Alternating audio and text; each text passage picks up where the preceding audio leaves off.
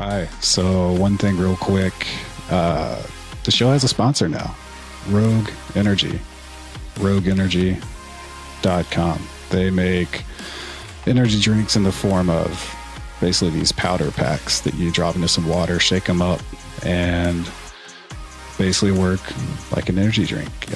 0 to 5 calories, sugar-free, gluten-free, soy-free, vegan, vitamins, antioxidants, amino acids, all kinds of good stuff. If you go to rogueenergy.com, you can get free samples. And if you sign up for their email, you actually get 25% off. If you want another 10% off, use my discount code SNEED, SNEED. That's it, rogueenergy.com.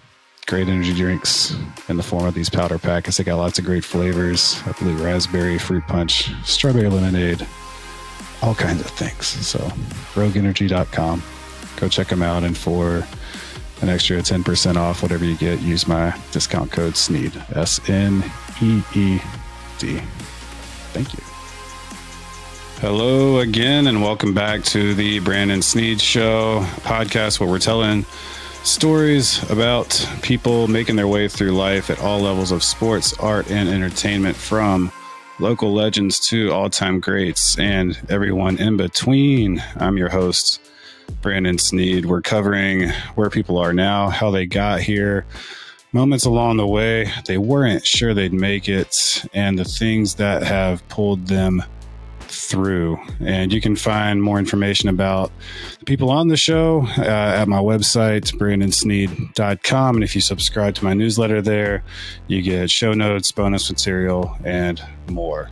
Today in episode 9, we have Shaun Weiss. You most likely recognize him as the former child actor who played Goldberg the Goalie in the Mighty Ducks franchise. He went on to star and appear in a number of other movies and shows over the course of his childhood acting career, after which he, over the last few years, he's been on a very different journey. I spent a lot of time with him earlier this year for a story I was working on about him for Sports Illustrated. He, several years ago, started getting addicted to various drugs, most notably being meth and heroin, and ended up homeless, losing everything after a series of truly terrible events in his life that really put him through a hard time. And he ended up living on the streets of LA, kind of making his way up and down Van Nuys Boulevard for a good year or two there. And then, through a series of other more fortunate events, namely the help of some good friends and other people, he got sober, got clean, and is now putting his life back together. And I just really enjoyed getting to know him. I spent a good few days with him out in LA earlier this year over the course of multiple trips and visits. And we had a great time talking about all that, talking about his story and everything else for this episode. And as you will hear and see, we did experience some confusing technical difficulties throughout the first half of this conversation, which miraculously resolved themselves when we realized Shaun didn't have his phone connected to Wi-Fi. So we got that straightened out. And if you just kind of bear with the janky parts through the first half, it was an amazing conversation. He told some great stories, funny guy, real sweetheart, and just happy to see him doing better, and think you'll really appreciate hearing from him and hearing all he's been through and all he's learned along the way. So thanks again for being here and for listening. And here is Shaun. Yeah, you're looking good, man. It just keeps getting better and better from where I started out, As long as I stay alive, it just keeps getting better. I've got some good health things going on. I've got my diabetes under control in a brand new way that I haven't been able to do in a decade, and that's all because of the little device I got, and it stays on my arm all day, and then I can just check my sugar with my cell phone anytime I want. and it also sends me alerts if my sugar goes too high or too low. So this was cool. a problem, man. Like this was a very serious health concern with me because, you know, the day I broke my hip, it was related to me waking up and my blood sugar being too low and being disoriented. And so that was because of a blood sugar issue. And then a couple times I've ended up in the emergency room because of it. So I was scared. I was convinced that, like, if I was going to die younger, that would be what it was from. So now I have a better handle on it. Awesome, man. That's good to hear. That's good to hear. Can you hear me? The audio okay over here? Because I have a window open. I can hear you fine. Your feed is a little choppy, which isn't a huge deal. The entire episode isn't going to be video, and I'm going to have some clips. I'll post a video, so it's not really an issue. But you're a little bit choppy, but I can hear you fine. What I'll do is I'll record on my end the audio, and then I can send you that file, so you'll have just a beautiful sounding audio. All right, yeah, that sounds good. It should be fine, ultimately. But yeah. Good deal. What kind of time do you have right now? I've got an hour. Cool. Anything in particular you want to make sure we talk about? No. Want to make sure we talk about? Not really. I mean, no, nothing that I don't think we'll talk about. Yeah. Wait, let me just hit record here. I do have a nice opportunity. I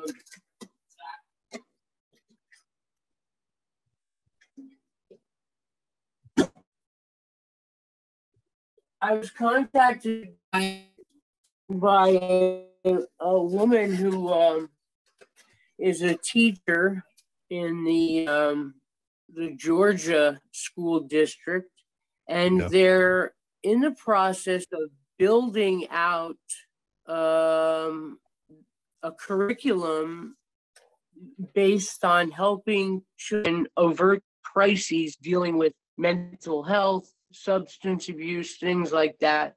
And to quote her, my name and story came up to their admin in one of their meetings, and they thought I would be a good person to consult for for creating something like this from the ground up.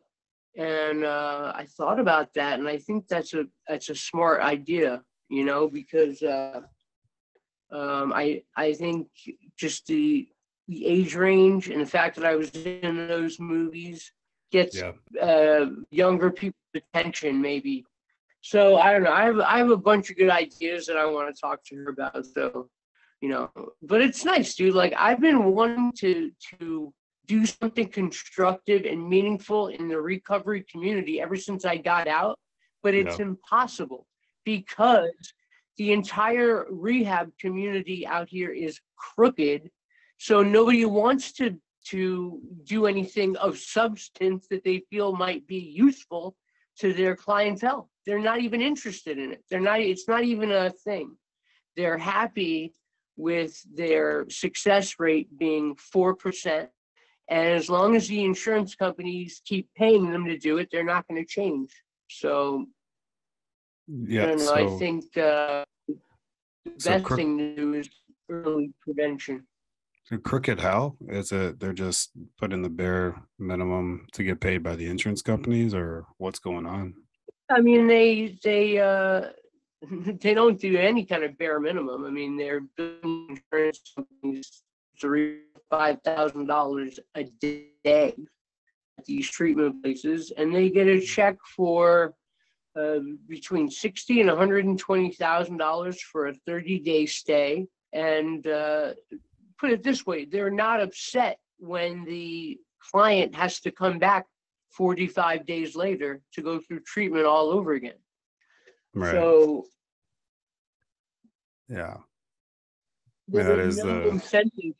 That's the shitty part of the recovery industry is it's not exactly incentivized.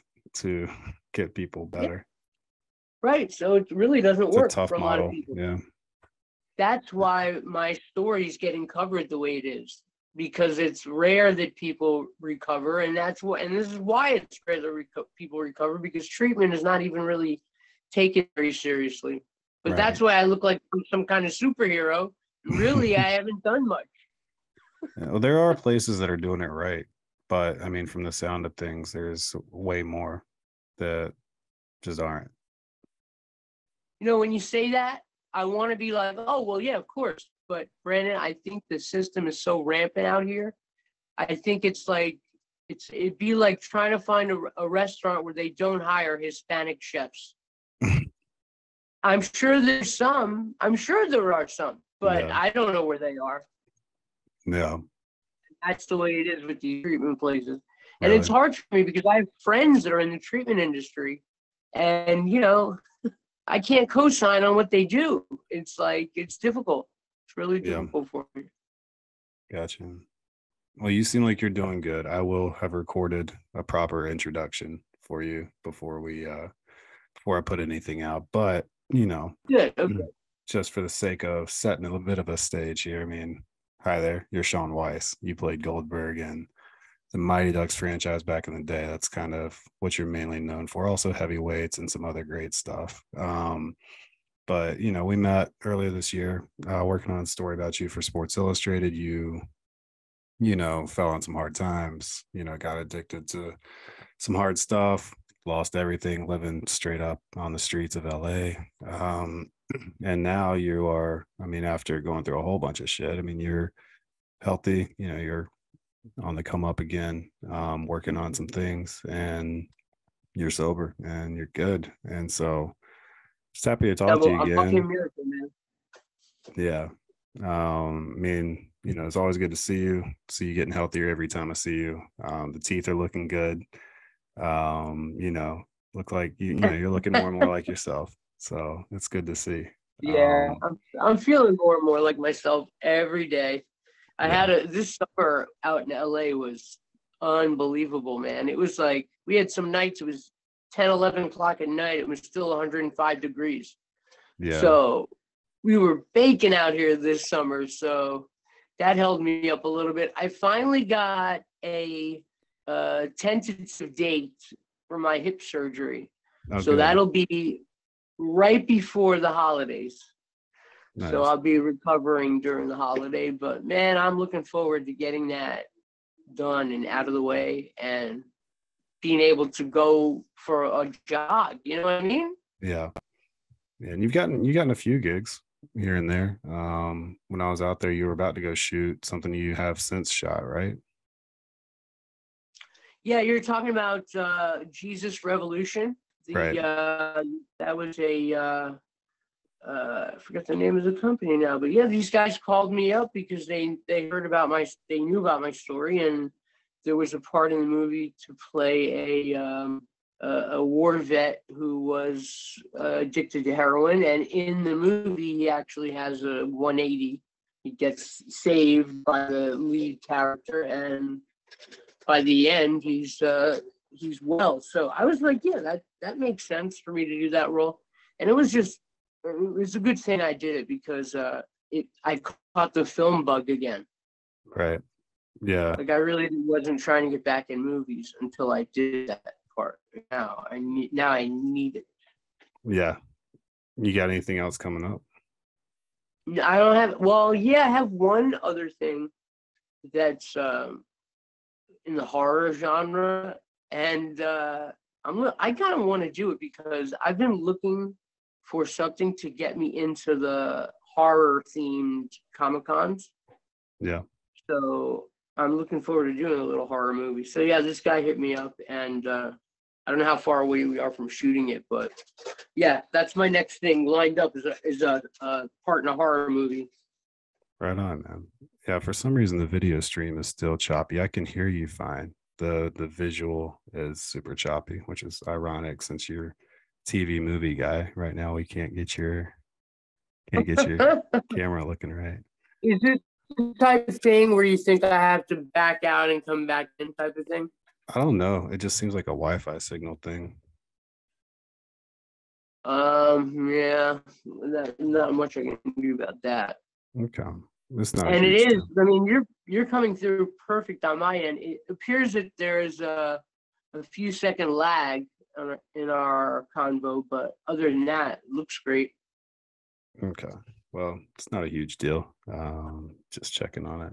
But yeah, I mean, I guess let's cover, I mean, just basically what we did in the story for folks, because I mean, it's a hell of a story, you know, like, I mean, it's you went through hell, came out on the other side. And I mean, a big part of what got you through it was, you know, the love of the fans that you kind of came across on the internet, kind of when you were in one of your darkest spots. There were obviously a lot of other people that helped you along the way. But, you know, that was one of my favorite parts of the story was, I mean, for all the people that helped you and all that, I mean, it's the internet, especially social media, you know, not always the most pleasant place. And for you, I mean, in your words, it saved your life. So I just thought that was cool. And then the fact that you've done the work you have for yourself, despite everything you've gone through, it's tough to get back to where you are as quickly as you have. And by all appearances, you're sticking to it. I mean, you seem like you're doing great. So as quick as you want to, just kind of walk us through what happened, man. And I'll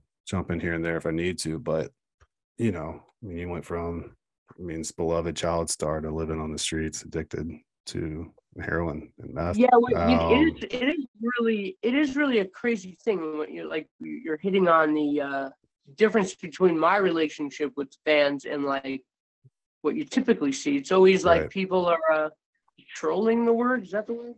I don't know. It's one of the words. Yeah. They're always sandbagging people, you know? They're canceling somebody or, you know, whatever it is. And I can't remember any time that I can remember where the fans, you know, people are so supportive in me doing stand-up comedy. I'm on stage Saturday night. It's a packed crowd at a brewing company, a place that's not even really, they don't even really do stand-up there, but the guy that runs the show promoted that I would be there. And so people showed up, and I'm in the middle of my act and I got heckled with a compliment. Yeah. I didn't even know what to do. That's never happened before.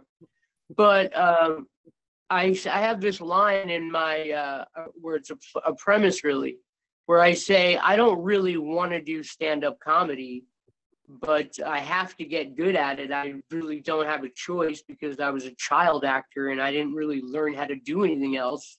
So this is really my only thing. So I have to get good at it. And she yells out, "Oh, you're already really, really good at it." I'm like, "Thanks, Ma," you know, which was like a quick retort. But dude, that's like, I don't know. It's not normal. You know, usually people get up there and, you know, the natural response, people kind of fold their arms and they're like, all right, make me laugh kind of thing. Yeah. So I haven't encountered that. And it makes it really, really joyful. So I don't know. My story is that I was really, really successful as a child actor. And up until the age of about 19 or 20, I was just working steadily in top tiered things. And then that kind of started to die off. But basically what happened, you know, I was kind of just doing what I had to do to survive in Hollywood, doing guest starring parts and making my own stuff. And, you know, I was getting by until I ran into a situation where a bunch of things happened at once. My dad passed away. My fiance left me. My lease ran up in my apartment, and a couple other legal things happened, and it just was too much for me to bear. And I just kind of broke, you know, I just kind of lost my mind for a while. And I was having such bad anxiety over my breakup, like an abnormal amount, to where I was having like chest pains. And, you know, long story short, I finally found my way to a meth pipe And instantly, as soon as I did it for the first time, I felt better.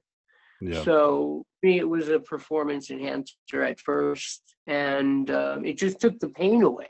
I was in so much pain. Yeah. And then it just very quickly, within about, less than a year, my habit became an addiction to where I was physically dependent on these substances, heroin and crystal meth.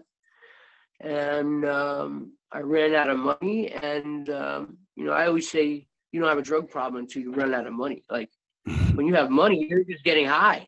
Right. But now when you're on a drug and you run out of money, now you have a drug problem. So I had a drug problem, and I was out there on the street, and I started learning how to come up from people that knew how to survive out there. And I started playing that role, the role of a street thug. And I got pretty good at it, and I got to be on, I made friends with several of the Los Angeles counties. Yeah. A lot of them are very nice guys. Got to know the police a little bit. Yeah. I know those guys pretty well. Yeah. And I went through a tremendous struggle and hardship over about 2 or 3 years. And really, when I look back over it, it was really just a spiritual journey, because the place I ended up at was a place where I welcomed the 12 steps into my life, and that brought in a newfound interest in my higher power. Yeah. So yeah, that was kind of the happy ending and all of it. Yeah, I mean, that's one thing that I found interesting too. I mean, among many other things about your stories, a lot of people say the 12 steps don't work. They say it's a racket. They say it's all this, that, and the other. But I mean, then there's other people, like yourself, that, they find it very useful. Well, the people that say the 12 steps don't work are the ones that went into it and didn't do it for some reason. Yeah. So now you have to say it doesn't work. You can't say I'm a fucking loser, right? That's just too obvious. Sorry, I didn't mean to say that. But you get it. You blame it on the program. But it's obviously very effective. It's worked for millions of people for the last. I mean, that's not anything new. That's not an opinion thing. 12 steps it's a very effective thing for anybody that engages completely. Sure. It's like karate class. When you go to karate class, you can have a black belt and be completely a complete moron, or you can have a black belt and be really good. It depends how much you put into it. Well, I think what I found interesting about it too is that's how complicated addiction is like there's no one way. There's always, you got to find your own way to get out of it, and it's really about making sure it's what you want, right? And then having the people around you that help get you there. And it's a beast of a thing, man. It's what else got you through it? The 12 steps, but there were other factors at play too. Nobody wants to. No drug addict wants to quit drugs. None of us, not one of us. Right. What we don't want was we're tired of the consequences. Mm-hmm. Yeah. So a lot of times, and I've seen this in most cases, until your consequences get bad enough to where you're no longer willing to say, let me go out just for tonight and take one hit. Until the shit is that bad, sometimes people don't recover. But my life got so bad that when that little voice comes into my head over my shoulder and it's like, hey, I just bat him off my shoulder. And I think that's why they talk about rock bottom a lot. Right. Like that's what rock bottom means. Rock bottom means that's it. I've had enough. Rock bottom is not like, oh, how shitty was your Friday night? Mm-hmm. And you decided to call a.k.a. or you decided to check yourself into a program. That's not rock bottom. Yeah. Rock bottom is there is no other place but up. You get what I'm saying? Yeah. So what else helped me? Yoga was a big thing for me. I started trying to feel that euphoria, just flipping the switches within me myself. Yeah, without having to that was a big part of it we talked about before, was this hedonic scale idea. And yeah, if you absolutely. want to tell us about that again, the just where meth and heroin fell on that compared to normal things, and your understanding of that seemed to help you a lot too. I had the whole thing on my cellular You were just data the using whole time. you were just using your cell phone data. Yeah, Why was it so choppy? What a mystery. because it's I'm in I get horrible cell service in my Yeah, house. yeah, yeah. No, I'm joking. Now we're That's Wi-Fi. hilarious. No, I've done that before. It's easy. Sorry, buddy. Nah, What that's does your funny. hat say? What is what? What's your hat say? My hat, it's Ruka, or RVCA, Ruka, the surf Oh, company. oh, oh! I know that, right? Yeah, yeah. Yeah, yeah. You know what's crazy? Like these apps like TikTok, everything Mhm. is mirror image, right? So like if I have a shirt on, like Oh yeah, yeah, yeah. this It's doesn't all take pictures, right? to Is me. that backwards for you? No, I see it. It Oh, says okay. Los Dodgers. Yeah, So you know what I mean, though. Like a lot of cameras, they do that mirroring. yeah. It flips it. I'm wondering, but that they're doing that to your face too, right? It's got to be. Yeah. Yeah. So you're looking at a mirror You're not sort of seeing what somebody actually image. looks like. Yeah, Exactly. yeah. That's That's trippy. crazy. That's trippy. I haven't thought about that. Yeah. Well, I noticed because I was making videos and, I'm pretty good at like over the years knowing what I look like based on what I've recorded. Yeah. And I'd be recording stuff and I'm looking at it and I'm like, is that a different take or what? Why doesn't it look like what I recorded? And then I started figuring like it's got all my stuff, all my facial inflections are Right. backward. Everything's So flipped. Yeah, that's kind of a mind fuck. That's yeah, wild. they're working on it. The Zuckerberg and the people over at Meta, they're working on it. Oh man, that stuff's all so crazy. How are you liking TikTok? I don't really mess with TikTok. I've been doing Cameo a lot. Yeah. I guess I do. I have put stuff up on TikTok. I have a friend from New Jersey, and he makes his whole living off of TikTok. He goes on there for 2 hours a day. Yeah, it's a whole thing He's now. been, yeah, he's been campaigning on me hard, trying to get me to start going live. What does he do And to make a living on it? he goes live. He has his own channel, and he's like his whole life he's like a radio DJ. So he Man, just goes on and does his radio thing. I gotta So he's lean on into radio. this. I gotta lean into this podcasting and just anything other than writing, where you sit in a room by yourself all day and you make half the Good. money that these guys are making. Like It's not insane. half, you make a tenth the money some of these guys are making. Like it's wild If out there. you're not even exaggerating yet. Yeah. This guy Theo Vaughn, like I heard him talking about his comedy career. And Yeah. you know Theo Vaughn, is he on your Yeah. radar? Yeah. I know he is. I love that guy. I think he's hysterical. Yeah. But he said that he did a Netflix special and then returned to the city that he shot the Netflix special in, and they only sold 3 tickets. Really? So he said even getting a Netflix special didn't do anything for his career. What helped him was his podcast. Really? Yeah. Why is that? That's so interesting. No, I mean, look, I don't know. I fell into the whole podcast thing too. Like I started listening to Rogan, and then you start listening to all his buddies, and yeah, I mean that's true. It's kind of a way to, I mean that's the direction everything's going. Is everybody's going to curate their own entertainment experience, right? It's not like cable. All right, here's what's on TV. Here's who we're going to think is famous now. It's like, you still get your celebrities. You got people that are known, but like anybody can become known now if they're putting out good stuff, and that's what's like. That's right. So it's trippy about it. Very democratic. I love it. I love it. I love the fact that there's such an audience that you can put out anything and find your 10,000 people that like whatever crap. Like that's the other thing is like you don't have to like have millions of people chasing you to like make good money anymore. Like you just need a few thousand good loyal fans and like you're kind of set. Yeah, I heard the guy from I forget what band it was, but he was saying, well, all you really need as an artist is 10,000 loyal fans. Yeah. To live comfortably, right? Yeah. Imagine you put out your CD and you have 10,000 people buy it at $10. Yeah, you're doing good. Not bad. Yeah. Yeah. Yeah, it's a head trip because there's a bit of ego involved though, because like it's nice to have like the people that have the deep pockets giving you all their money to make stuff for them. Like there's something validating about that, I would imagine. But like it's got to be so much cooler to just go make your own thing and see it work out.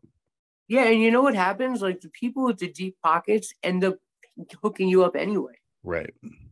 Yeah. That's the dope thing about it. Like when people find an artist or something they want to support, they can just go right to your Patreon now, you know? Yeah. I love the climate right now. It's amazing. The fact that my buddy doing his radio show doesn't have to go get a day job. He can just do that all day. It's awesome. I guess that's gotta be the hard part, is how do you get to the point where you don't have to have the day job? Well, that initial grind has to that has to be tough. But yeah, he's been doing it for 10 years to build up his 20,000 followers. Yeah, definitely. But like even on TikTok, you have to have 1,000 followers just to go live. Oh, really? So yeah, so for your average person, I don't know how hard it is to build up 1,000 followers. You know, that might be difficult. But cool. So yeah, I've been thinking about stuff that I can do on there. It's not really my cup of tea creating that kind of content, but I'm gonna hone in on what I could be doing. What I think I might do is I come up with stand-up bits daily, right? And I don't know that any of them are that good to plug into like an hour-long routine, but they're not that crappy to where you would just throw them away. So I'm thinking of like just doing my bits into TikTok, just doing them like that. Yeah, this could be a good way to workshop some stuff, maybe. Exactly. Yeah. And I don't have to get into. I hate the thing where guys do a routine every night. I don't mean I hate it, but that's just there's no fun in that for me. Like when I went on stage before my show, I thought of 2 jokes right before I went on stage, and that's the thrill of it for me. Thinking of like a line and being like, that'll get a big laugh, and then saying it and getting a big laugh. That's my biggest thrill. I recently isolated that's what makes me happiest in life. Yeah. And so I got lucky with this crowd. Oh my God, they were so good. Yeah. And so the comic that went up, I'll tell you my joke. The comic that went up before me was like amazingly hot, gorgeous. And she had these beautiful fake boobs. I mean, they were real to me. But anyway, you can cut that out. So I went up on stage and I said, oh my God, she was so hot and funny. I said, I didn't know whether to bust a gut or bust a nut. There he is. I'm like, that's not bad for off the cuff, like written in the wing, You're going to get in trouble, man. I know. Dude, I know. I'm in this position where I can't be canceled and watch. I'll get myself canceled. Yeah. No, but was she cool with that? Like, was she offended by that, or did she think it was funny? I didn't ask her, but she's a comic, so I'm sure she was not offended. Yeah. There's a fine line with that stuff. Like some stuff that's like really offensive to some people is really funny to other people. I don't know. It's not my world. So I don't know. I know. I don't have strong opinions on it, but like I kind of feel for everybody on all sides, because it's like, well, you don't want to be up there just hurting people's feelings if you don't have to. But there's probably certain kind of people don't get their feelings hurt by that. And so then when everything's on the internet now and everybody can find everything, and then everybody takes it personally, that's got like, I don't know how, like, that just seems like such a mind fuck for like a comic. Cause like there are those groups of people that find the offensive stuff just hilarious. They don't get their feelings hurt by it, even if it's about them. There are those people. And then there's the other side of that spectrum where everything hurts, and both are like valid. But like the ones that like get hurt, they're the ones that find it, even though it's not intended for them. And then they're hurt by it. And so it's just, I don't know how you navigate that. Like, it's just hard. Yeah, feelings are feelings. There's the obvious, like, insanely offensive stuff nobody should say, but that's not what we're talking about. It's like, Right. I always think, and it's what everybody says. Like, if it's really funny, people don't really get offended. A lot of times when people get offended by a joke, it's because it wasn't really funny. That's why it sounds mean. You know what I mean? Like there's a craft to it. Exactly. But also people that get offended, I don't think are the ones going to the comedy clubs. So as a comic, when I write my stuff, I'm very mindful not to offend anyone, just as a human being, right? It's my job to go up there and entertain these people, not piss them off. Somewhere along the line, there became a disconnect with stand-up comedy. Like, it started off as like, you're a clown, go up there and make these people laugh. No. And then at the point it turned into like, go up there and like tell people your darkest secrets. Right. And like, see, you know what I mean? Like, talk about your pain, use the stage as like a vehicle for your pain. And I don't know. I never got that jump. I'm still stuck back in like the vaudeville days. Like, I'd go up there and just laughs. Yeah. But I noticed as soon as I start talking about, like, I have it real easy, man, because I start talking about my story. Yeah. And it's a fascinating, interesting thing. Like, I don't even almost have to tell jokes. Like, when I start talking about some of the things that happened to me, people are like, what the fuck, you know? Yeah. Yeah. So I got like a real advantage now, you know, going into this that I'm aware of.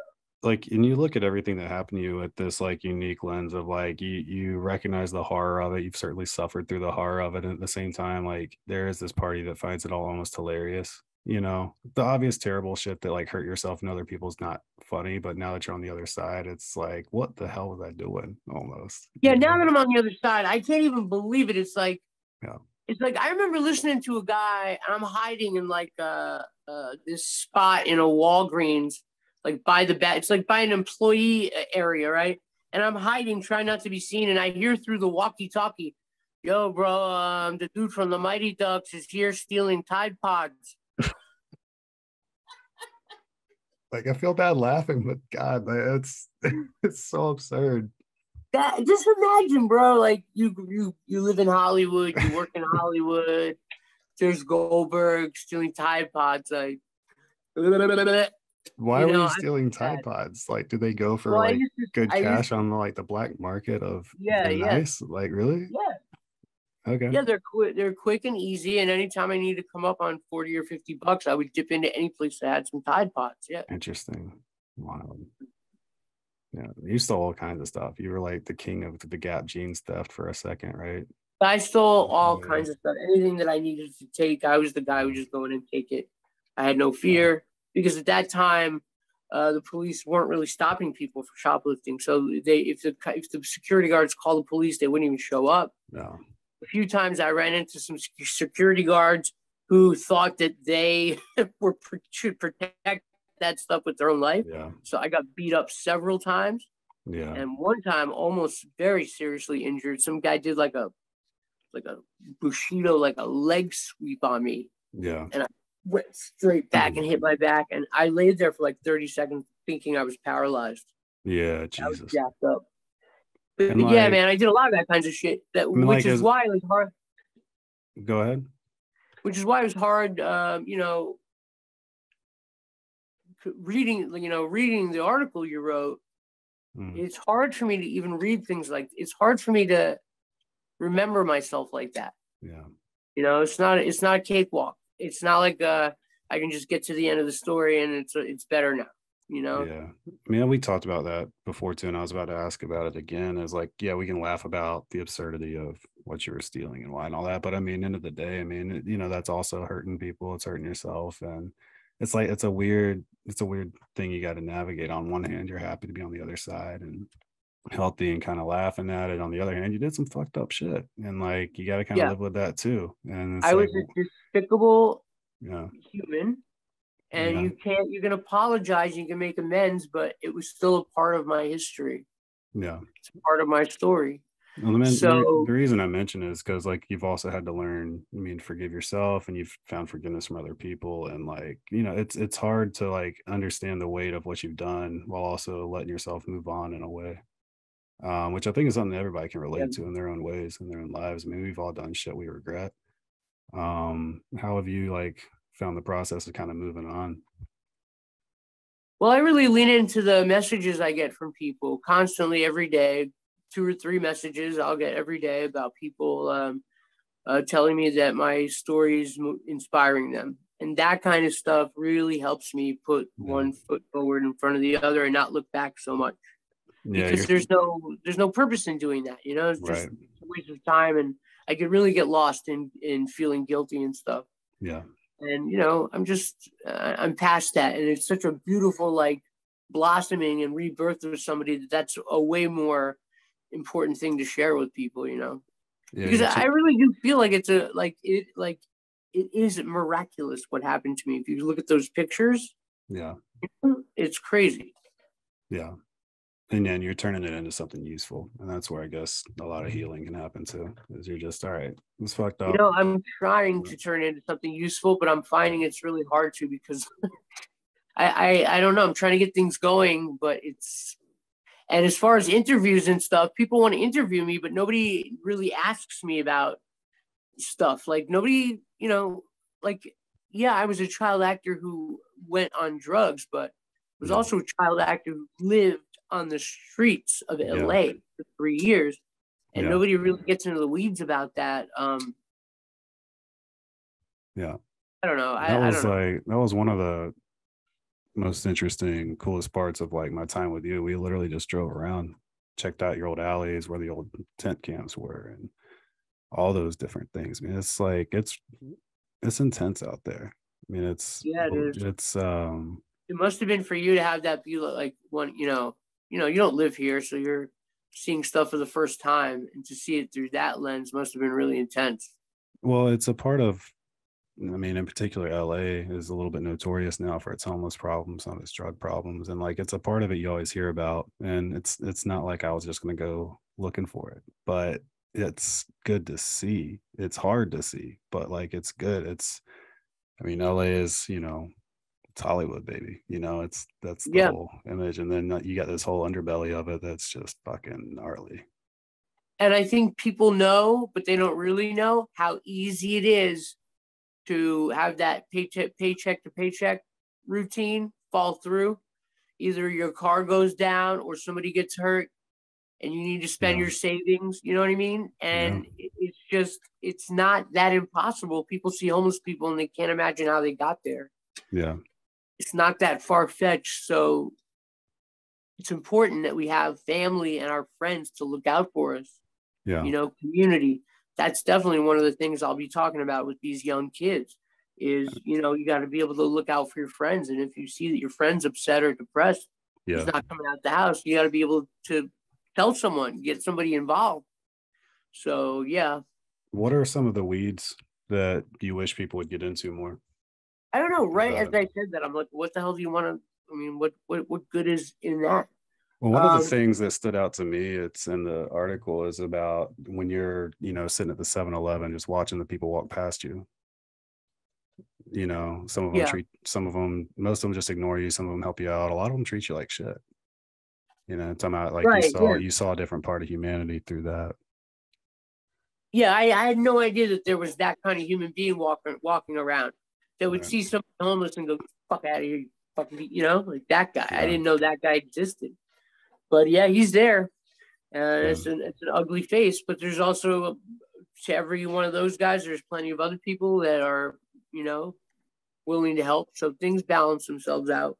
Yeah. But I guess what I would get into in the weeds is about uh what it was like for me in Marysville. Like I couldn't even Hmm. go into anywhere to use the restroom. Nobody Right. would let me into a Carl's Jr. or a Jack in the Box. Like, where's a homeless person supposed to go to the bathroom? Yeah. Like, why can't we build some outhouses somewhere? Can't we build like some public restrooms in Yeah. places that are, I think it's that simple. In LA and some of the really the infested areas where there's a really bad homeless problem, they were bringing porta potties and installing them during the pandemic, so people had a place to go to the bathroom. So Yeah. at least humane. So I would just get into the weeds about some of the inhumane conditions that homeless people have to endure when you're on the path of trying to get off the street. Yeah. This was me trying to get better, and I just couldn't.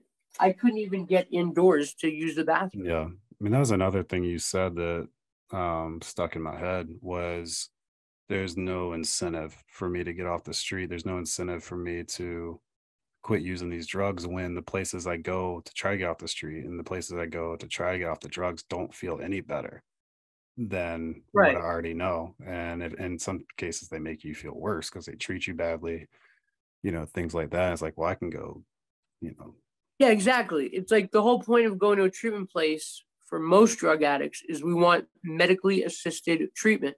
So we want medicine to help us with the withdrawal symptoms. Yeah. So what is the point of going to a place and staying there and getting sick? Yeah. Instead of just being where you don't have to be. Yeah. And the crux of that situation is what keeps a lot of people addicted to substance. Yeah. And homeless. Well, you are. I mean, it's, I've heard other stories. I mean, I've been around this world a bit now, covering different things, and you hear those stories a lot. Like, addicts will go into emergency rooms trying to get help and get kicked out and things like that. And it's just like, people aren't equipped to deal with addiction, and so they blame it on the addict when really they don't have the knowledge and resources they might need to help them. And end of the day, we're all human. People get overwhelmed, busy, like everybody fucks up, but it's like the general just ethos around addiction in the medical community is getting better in certain corners, but it just seems like this overwhelming thing for a lot of medical professionals. I think it's getting better now because there's a lot of attention on the opiate crisis. Yeah. Because that situation, and because the medical companies had to dump billions of dollars into trying to fix the crisis, people are talking about addiction and treatment a lot now. Yeah. But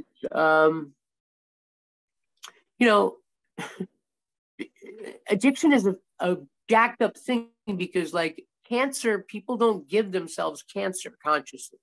Right. So I feel weird about addicts too, because it's like you got yourself in this fucking position. So I will feel bad for you and help you to like a certain degree, and then I'll just have to write you off because you don't want to get better. Yeah. And that's where it gets muddy, because addicts who really don't want to get clean say they do, bullshit everybody into thinking they do, and that's what causes this stigma. Yeah. So, and there's not a clear path to getting better either. I mean, for some people, the 12 steps works great. For some people, a different program works great, but it's like everybody's brain's a little different, and so it's going to be different what helps your brain get healthier again. I mean, there's certain things that are tried and true, exercise, certain diets, all these journaling, all these different things that are, they have evidence to support them, but it's like, it's hard, I would imagine too, because drug addiction is so powerful of a thing. Like, you got to have a super clear way out of it, or else it's going to grab you. I think that's the beauty of the 12 steps, because I think it is a blueprint on the exact way on how to get clean. I think it's an instruction manual on how to have a spiritual awakening, because the last step says, after having had a spiritual awakening through doing these steps. So the guys who wrote the book are saying the only way you're going to come out of this addiction is if you have a spiritual awakening. Right. It's the only way out of it. And here's instructions on how to do it. So for anybody that the 12 steps has not worked for, I submit they didn't do the 12 steps. Maybe that's how it failed them, because they couldn't bring themselves to commit to the steps. But it even says that in one of the statements in the book, that we have never found an instant where this didn't work for somebody that truly earnestly committed to it. And I would stand by that. Because if you follow those steps, it's impossible to not find success if you're doing those things. Yeah. How are you on time, by the way? We got derailed by our technical issues. I've got something. I mean, I had an hour at 12, so I can stay on. All right. I get a text message like, "Where are you at?" I'll let you know. Well, what is it? I don't want to hold you up from anything, but I wanted to give your story a little more space than we had here, just to do right by it. Okay. Are you asking me like exactly how much time? I'm just curious what you have going on. I don't want to hold you up. Well, I was supposed to do something at 1, so that gives us still 10 minutes, and I can stay another 10 minutes after that. So, all right, good 20. We'll just go for it, and you can okay. Tell me to cut you the fuck off when we need to. No, but it's I mean, walk us through, what got you out. I mean, you were in jail, right? And then you're finding your way through a treatment program. What is it that finally gets you from streets, drug addiction, all that, to, not all the way to where you are now, because this has been, 3 years now, right? It'll be 3 years, January 25th. Right. So 3 years ago, That's this where kind I of hope started. for the applause break. Yeah. And I get one every time. It's fucking beautiful. It's so cheap. And I've heard about people like criticizing comedians for, I guess they call it pandering, but I don't give a fuck, dude. I don't give a fuck. Feels great to be up there. And I'm like, I'm 3 years sober in January, and people like put their drinks down and they're like this. I mean, it's like beating cancer, dude. Like, it's fucking amazing. Yeah. Yeah. It is. Yeah. That's a good way to put it. So I got in trouble. Mm-hmm. Go ahead. I got in trouble because I was in Marysville, and I went up there to be with my sister, and that's a part of California I'm not familiar with, and I ended up on the streets of Marysville. No. And I didn't have any clothing. I had sandals. I didn't have money, a cell phone, nothing. And I reverted back to my old Los Angeles ways on the streets of Marysville for about a month. I was able to survive. By reverting back to my ways, I mean, I was able to find a drug dealer. I was able to find places that I could fence different merchandise. No. And I began casing places, taking merchandise, fencing merchandise, and doing the same thing I did in LA. The thing is, Marysville is not Los Angeles. So what I did in Los Angeles and didn't get noticed for about a year and a half, I got noticed in Marysville after about 4 or 5 days. The police were all looking for me. Yeah. So it became very difficult to support my habit up there. And it eventually was like a rainstorm, January 25th. I'm sure you could check the weather. I guess that would be the 24th. So it was a horrible weather, and I really was suffering. I thought I was going to die in the cold. Yeah. And I went into what I thought was a vacant. It was a detached garage of what I thought was a vacant house. Detached garage, I mean like a shed many yards away from the house. So I did not feel like I was breaking into a home, believe me. So I went into this garage and was subsequently, I fell asleep. I hadn't slept in days up to that point. And I woke up with the sheriff's deputies arresting me. And I wasn't upset to see them. I had gone through, I had really suffered so much up to this point. And I was so cold and weather beaten. I had early pneumonia. And I had lice all over me. So I was almost relieved to get taken in somewhere, to be honest with you. So I went into the jail there in Marysville, and I was looking at some good time, like probably 2 or 3 years. They were going to charge me with a robbery or whatever. And so the judge there, one of my favorite people on the planet, I have my certificate up on the wall, Judge Deborah Gibbons, decided that I'd be a good candidate for the drug diversion program. So instead of spending 3 years in a jail cell, I'd be able to have a chance to put my life back together and go to treatment. So I recognized that it was a good opportunity, and I didn't want to go to be in jail. I have a very tough time in jail.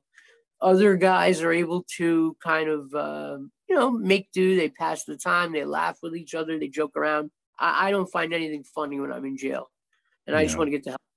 So I just decided to go with the plan, and really, I haven't had to do much. I just have had to go with the flow and not be disruptive. No. It's all been handed to me. I got to go to a really expensive, a really quality treatment facility for free. It was scholarship to me because the family that owns the place, they were fans of Mighty Ducks. So that was another good bonus, having been Goldberg the Goalie. And I got out, went into sober living, and I've been in sober living ever since. And I've been working on myself, getting my energy up, The way I feel now compared to how I feel even last year is completely different because my body is just, exponentially healing faster and faster. Yeah. And, been rebuilding relationships with family and starting new relationships like with yourself. So nice things have been happening. Yeah. And I gotta say, like, it's official.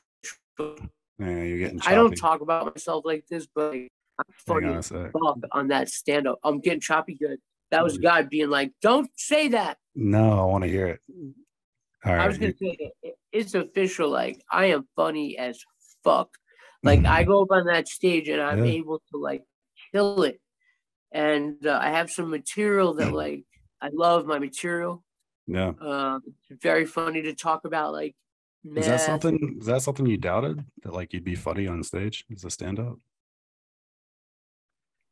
No, but what it is since I stopped doing stand-up, Netflix like made it a very popular thing now. It's not like some niche thing.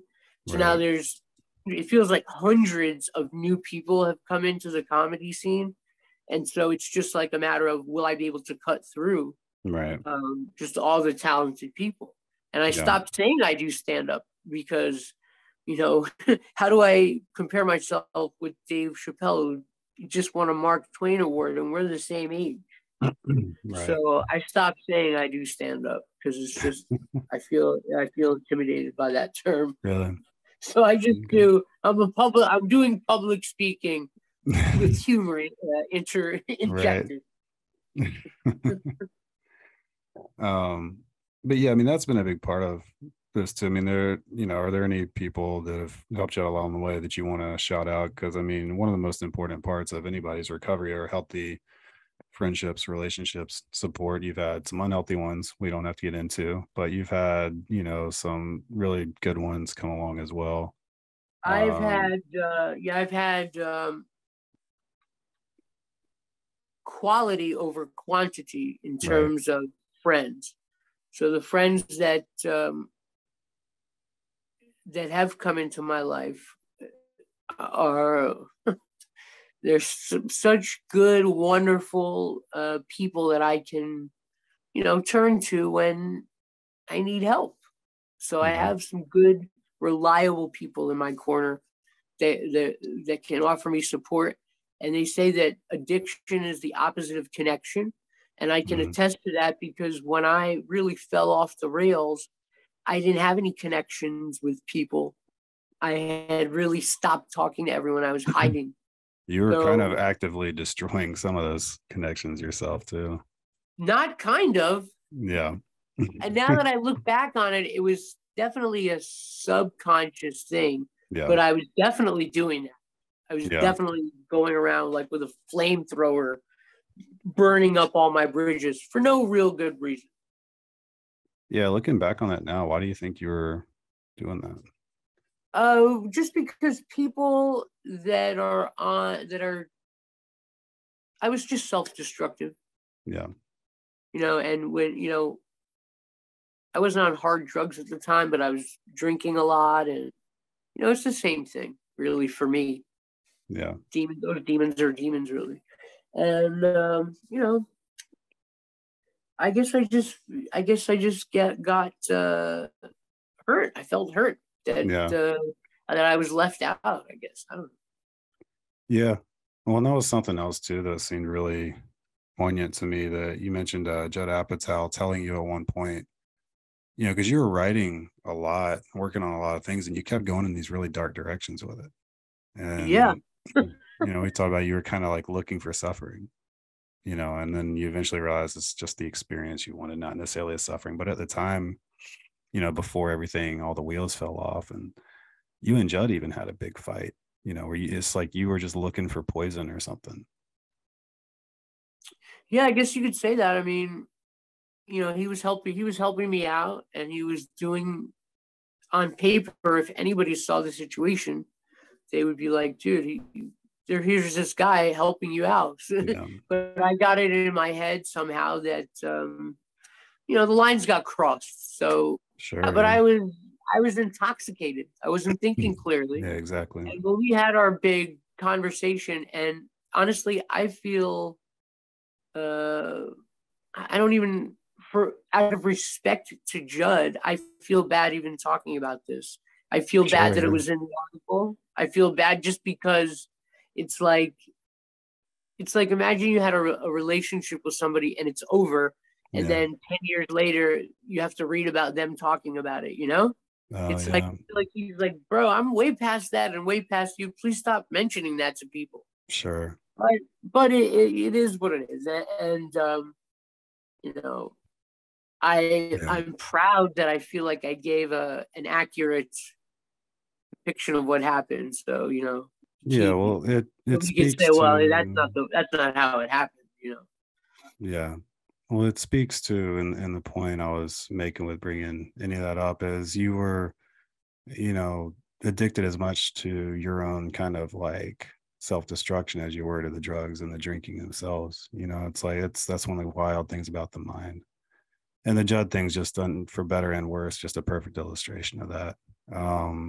And it's also a good illustration of your growth and all that since then, is that you're able to look at that and speak frankly about it without really, doing anything other than just acknowledging, yeah, this is where I was at and this is where it took me. It's being human is wild. It's hard to understand why we're doing what we're doing when we're doing it.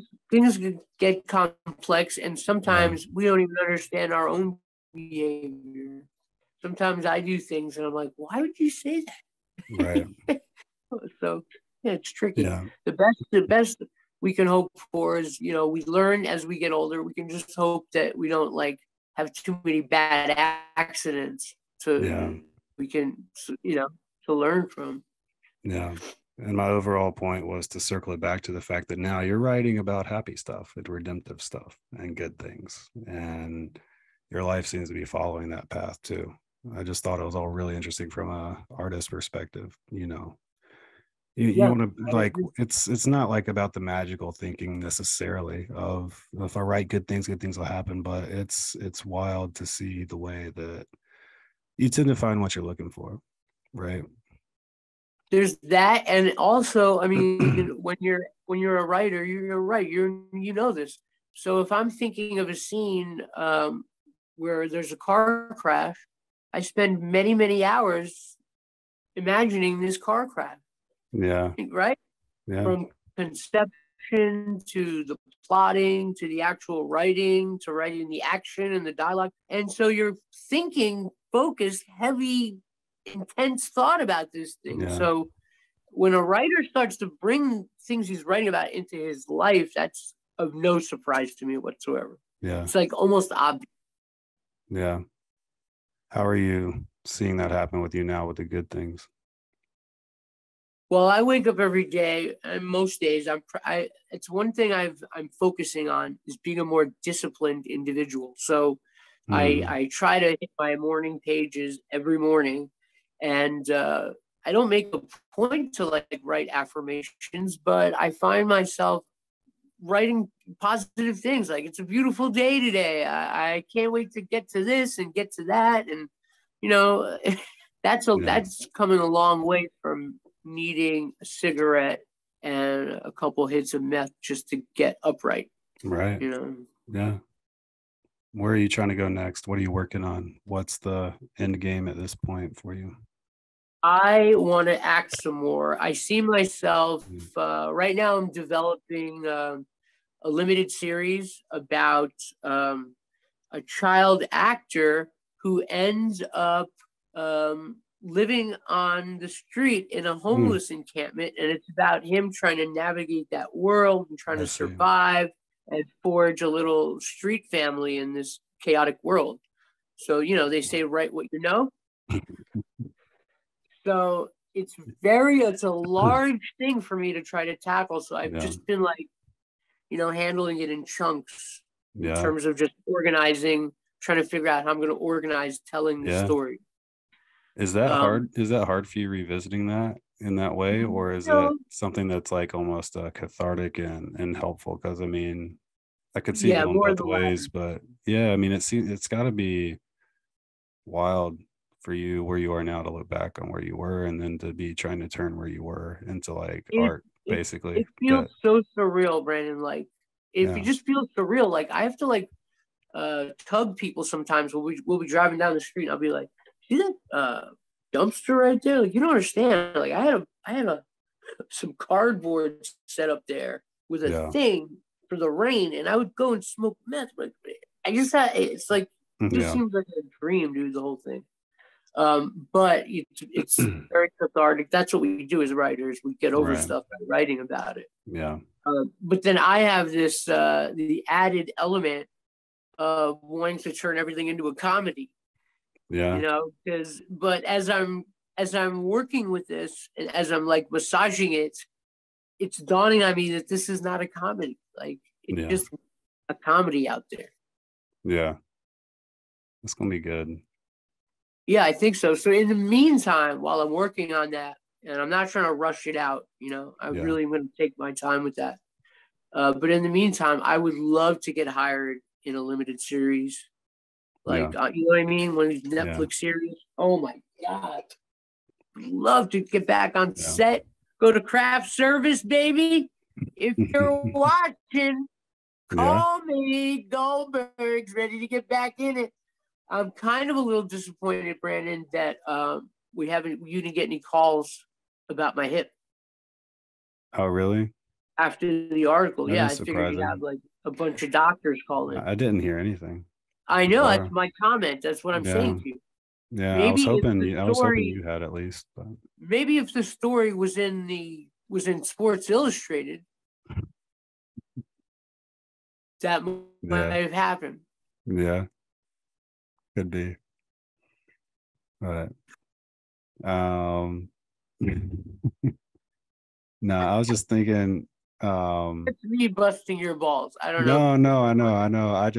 take I was it. just thinking back about just driving around those places with you and everything. Just I don't know. I appreciate the trust of you like taking me Yeah. there and spent. I mean, you spent a lot of time. We talked a lot, and I don't know. I can't imagine it was easy for you. So I Well, just felt like you know what it was too is I needed a friend, and you really, seem like the kind of guy that I could talk to and have a friend with. That's yeah, really what it was. It was just simple supply and demand. I needed someone to talk to and tell yeah, some things to. I told you things I have never told anybody yeah, and still haven't told anybody, yeah, about certain situations, right, so I just got the feeling I could confide in you, which is absolutely ridiculous. Why would you meet a total stranger who writes articles for magazines and think to yeah. yourself, boy, I can tell this guy everything? I mean, I met you as a journalist, dude. Like Yeah, you're it's not supposed fucking to. stupid. But I think there is a weird thing between artists and journalists, isn't there? There's that Yeah, weird thing where they meet up and there's something about the artist where he wants like yeah, there's things I wanted a journalist to know about my life. right. It's such You a know, fine line. Like we talked about this a lot. Like it's such a fine line because some people, artists and journalists alike, they can just be very exploitive with that kind of stuff. And that's something that's always weighed kind of heavy on me, maybe a little too heavy. But we talked about that a lot. Is like, I don't even know what exploitive means to me. Every single relationship is based on one person having expectations of the other person, vice versa, and if right, those expectations aren't met, at some point things are going to go turn sour. So I yeah, don't know where the line of regular expectation ends and exploitation begins. yeah, that's a good point. Yeah, yeah, I yep. suppose if you really don't have any genuine care for the subject, I think that's it. that that could be exploitation, sure. I think that's what I mean is like treating people like human beings, basically. Yeah, Yeah, and you're really good at that. You're really good at that. Like when you were saying, like you don't really have your own hot button opinions. You kind of just are more just trying to be aware of everybody else's. that you could definitely comes off of you, that you're like that, and it's refreshing, you know, because everyone just like wants to let you know how they feel about shit. Yeah, I almost like feel bad. It's like having an opinion in public. Like it just feels a little gross or exactly, something. dude. Why? Dude, I'm with you. Nobody I don't do that. it, and that was actually one like an obstacle I had when approaching stand-up comedy, because you know I read the books, right, and you know the theory is that you're up there with the microphone because you have a point of view that everybody else needs to hear. You have something to say. And I'm like, dude, I don't I really, you know, I really don't. Because I know that I know so little in life. There's really nothing that I believe in firm enough to where I would go to the wall for it.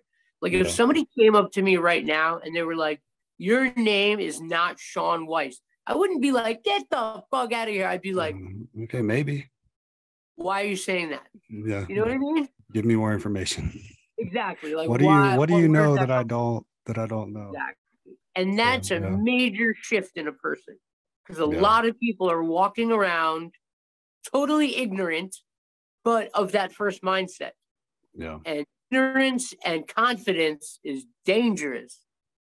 Yeah. Yeah, you're not wrong. Well, cool, man. I know we're coming up on time, so I will. Time flies when we hang out. Huh? I said time flies when we hang out. I didn't know that was already 20 minutes.